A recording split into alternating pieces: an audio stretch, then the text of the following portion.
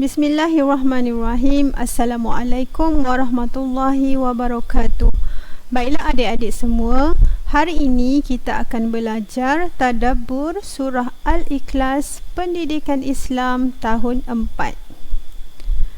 Terlebih dahulu, Ustazah akan terangkan seberingkas info tentang surah Al-Ikhlas.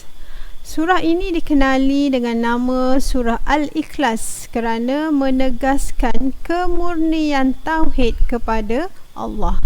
Allah memiliki sifat sempurna yang menafikan segala bentuk perkara syirik kepadanya. Sesungguhnya tidak ada sesuatu makhluk yang menyamai dan menandingi Allah Subhanahu wa Ta'ala.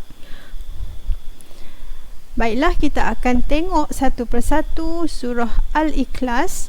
Bismillahirrahmanirrahim. Dengan nama Allah yang Maha Pemurah lagi Maha Mengasihani.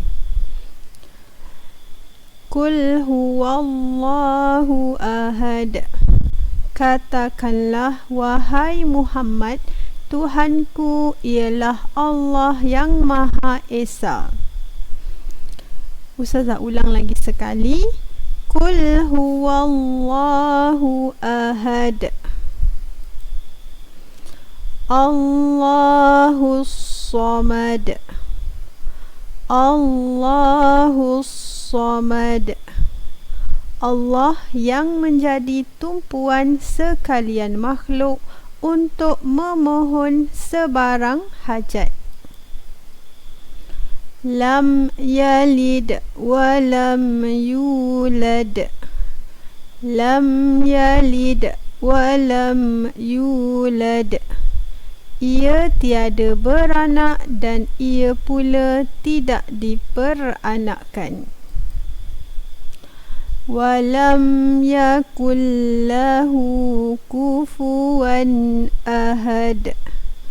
Walam yakul lahu kufuwan ahad. Dan tidak ada sesiapa pun yang setara dengannya.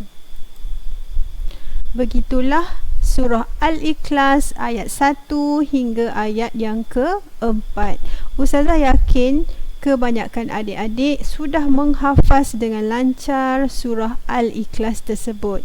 Baiklah, Ustazah akan baca dan terangkan kepentingan surah Al-Ikhlas. Yang pertama, surah ini menguatkan pegangan akidah kepada keesaan Allah. Barang siapa yang beramal dan kerap membaca surah Al-Ikhlas, insya-Allah pegangan akidahnya akan bertambah kuat. Yang kedua, menghindarkan diri daripada perbuatan syirik. Syirik merupakan dosa besar. Jadi, barang siapa yang membaca dan mengamalkan surah Al-Ikhlas, dia akan dapat menghindari diri kita dari melakukan perbuatan syirik. Yang ketiga, sentiasa berdoa kepada Allah. Yang keempat, satu kali bacaan surah Al-Ikhlas menyamai 1/3 Al-Quran. Cuba adik-adik bayangkan hebatnya surah Al-Ikhlas. Bila kita baca sekali sahaja, seolah-olah kita membaca 1/3 Al-Quran. Cuba bayangkan kalau kita membaca 3 kali surah Al-Ikhlas, seolah-olah kita membaca sebuah Al-Quran. Hebat sungguh surah Al-Ikhlas ini, kan? Seterusnya, kepentingan surah Al-Ikhlas ini juga yang kelima, ganjaran syurga kepada yang mengamalkan surah Al-Ikhlas. Alhamdulillah, besar sekali janji Allah kepada hamba-Nya. Barang siapa yang mengamalkan surah Al-Ikhlas, Allah menjanjikan ganjaran syurga. Ustazah harap adik-adik selepas ini sentiasalah mengamalkan membaca surah Al-Ikhlas. Yang keenam, diampunkan dosa oleh Allah Ta'ala. Yang ketujuh, dapat membentuk kepribadian Muslim. Seterusnya, Ustazah akan terangkan tuntutan surah Al-Ikhlas. Yang pertama, ayat yang pertama, Qul huwallahu ahad. Kandungannya, Islam adalah agama tauhid.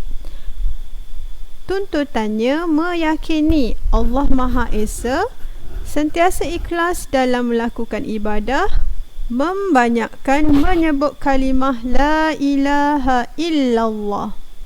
Yang kedua, Allahus Samad.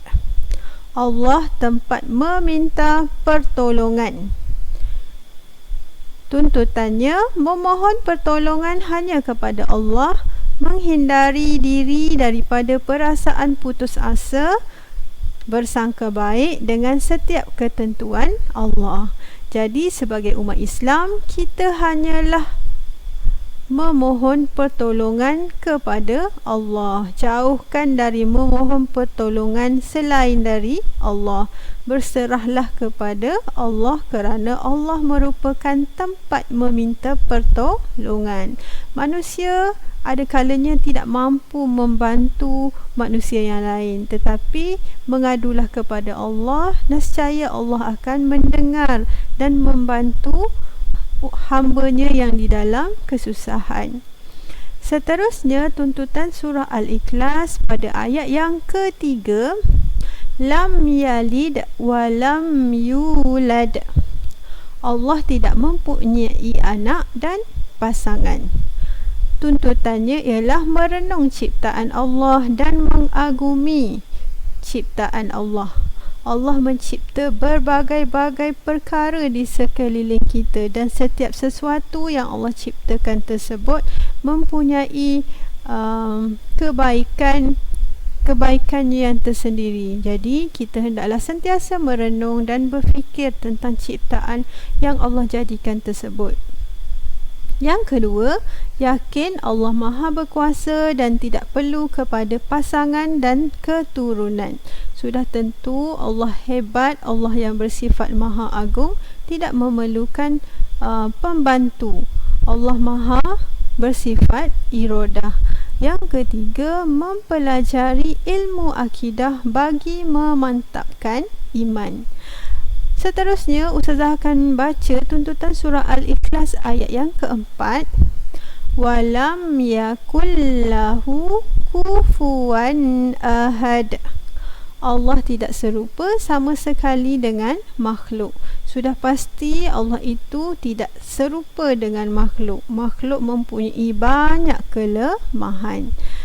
Tuntutan pada ayat yang keempat ialah meyakini Allah memiliki sifat-sifat kesempurnaan daripada segala kekurangan.